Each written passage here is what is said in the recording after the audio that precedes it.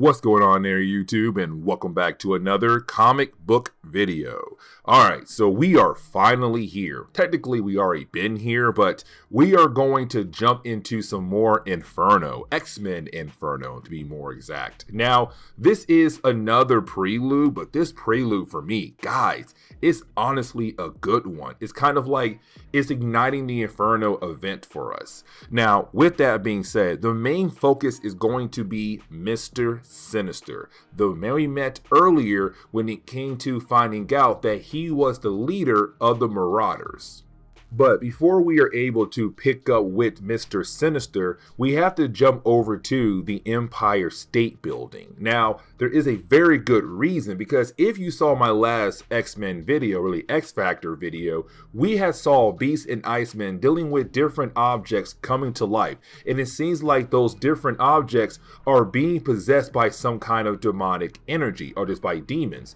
Either way, when it comes to the Empire State Building, well, it's beginning to grow in size. It's getting taller. But on top of that, we pick up with a random family. And this is one heck of an opening for today's video. Because this family, they go inside the elevator thinking that, hey, it's normal and it's going to take us to the top of the Empire State Building. Except it's possessed by a demon. And the elevator eats the entire family. But unfortunately, nobody notices what happened to the family. There was a cleaning guy there, but he was listening to his music and just dancing around and minding his business, not knowing the entire family is screaming for their lives and have been killed off just like that. But then we finally jump over to Mr. Sinister. Now, this is the first time that we have seen the character since his first appearance in Marvel Comics. And this is a man just sitting in his throne and kind of thinking about the X-Men. That is the entire book is about, him thinking about each member of the X-Men. Because let's not forget, the X-Men are supposedly dead to the rest of the world. Because when the X-Men had gave up their lives to defeat the adversary back in Fall of the Mutants, it was done on live television, but no one knows the X-Men came right back to life after that moment. And so the X-Men has the world believing they're still dead, including Mr. Sinister. He even says he looked at them as worthy opponents. But then you have Malice walk in.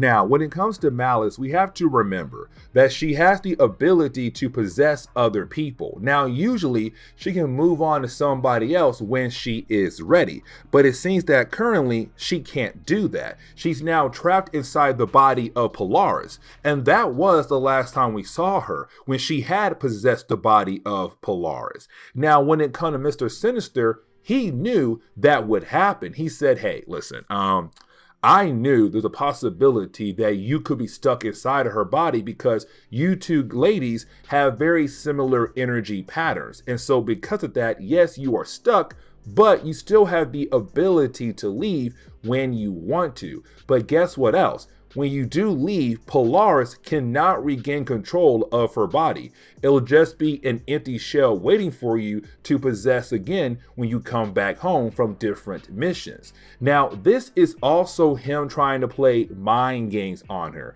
by saying that now she has become the most important member of his Marauders. And she loves the attention. She loves the idea of being his #1 person on the team now. When it comes to Sinister, though, he's just playing mind games to continue to use her for his own personal schemes. Now, the rest of the book is really more of how did Sinister think about the X-Men when they were supposedly alive? So, for example, he first focuses on Dazzler. I'm going to tell you right off the bat, Homeboy did not care enough about Dazzler at all in this book. And you would think he would, because back in the Mutant Massacre, he had Malice possess the body of Dazzler. But apparently, for him, he did not have enough reasons to truthfully miss Dazzler as an opponent. And so when we do jump over to Dazzler, we see her going to a random bar, being able to perform at that bar, because with the X-Men now being dead, she can somewhat get back into that life. Because remember, before the X-Men, Dazzler was a big person in the music world, except when word got out that she was a mutant, well, her fans turned against her and she had no choice but to go ahead and join the X-Men.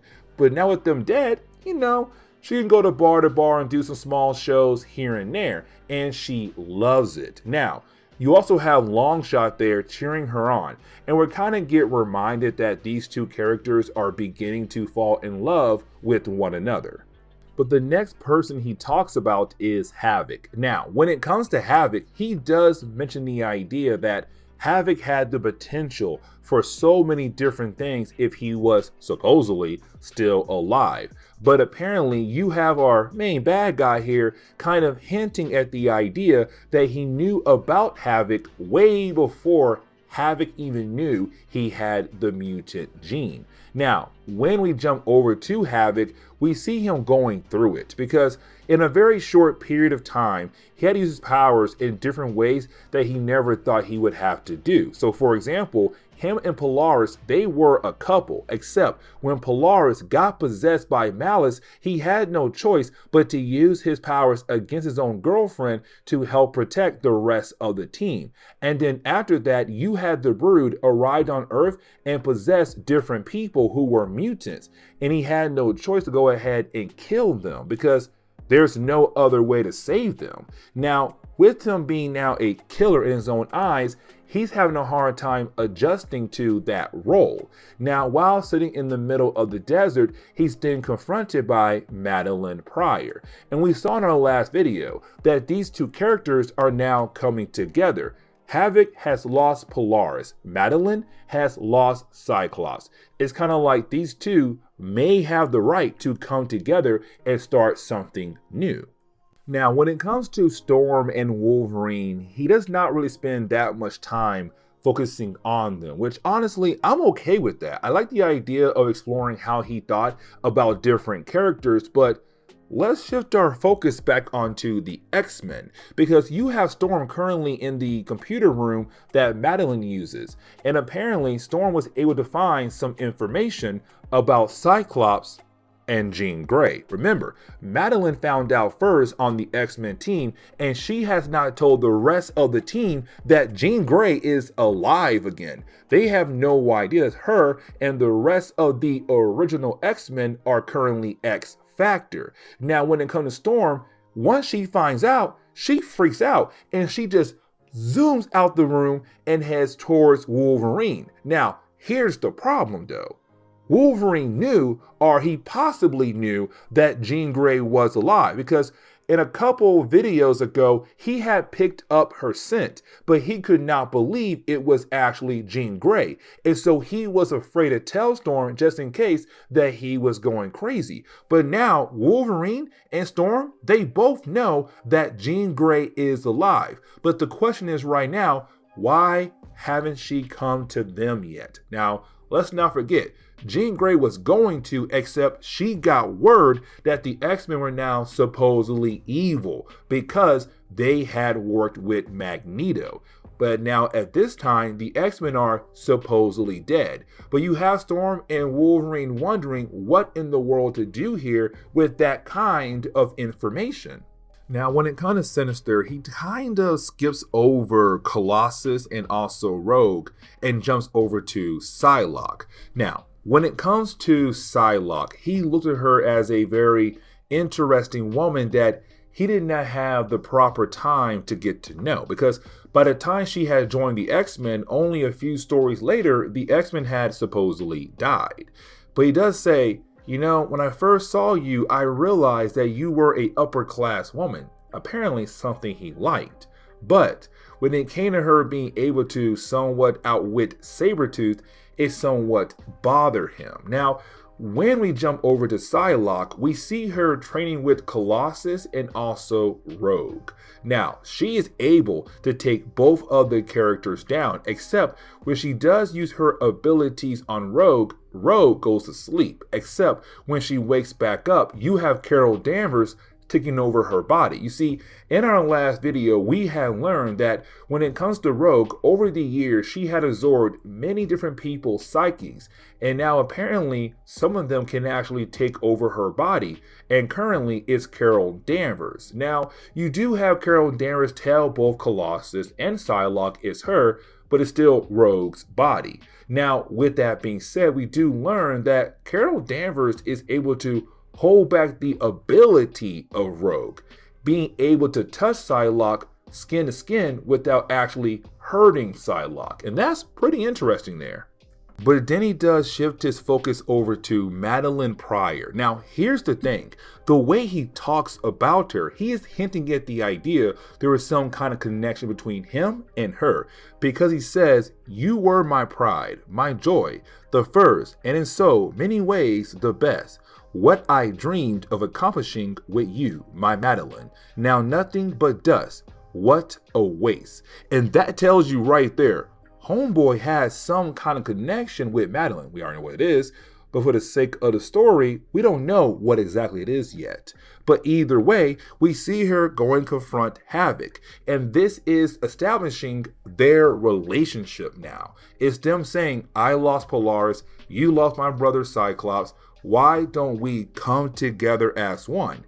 And you have the two of them go to a room to spend some alone time with one another. Now, there's something else we should remember. You see, when it came to Madeline Pryor, she had a son with Scott Summers. Now, that son is soon to become Cable, but either way, the last time we saw him, he was taken away by some demons when you had Cyclops and Jean Grey try to save him.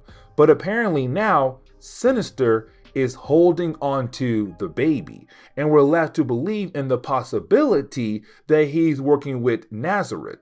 But we have no idea, technically. But you do have Nazareth watching over Sinister and kind of realize that there are a lot of people on Earth who are trying their best to claim the Earth for their own. But then he jumps over to Madeline. Now, this is him trying to make a deal with Madeline. But she says no. Before we are able to make this deal official, you have to do what I asked you to do, which is give me the locations of the Marauders so the X-Men can make them pay, but also I want my son back. Bam. That's it. That's the end of the book. And after this, in the next video, we jump full into X-Men Inferno, and this is going to be crazy. But this is where we are going to end today's comic book video. So please leave me a like down below and subscribe. But guys, see y'all next time. Later.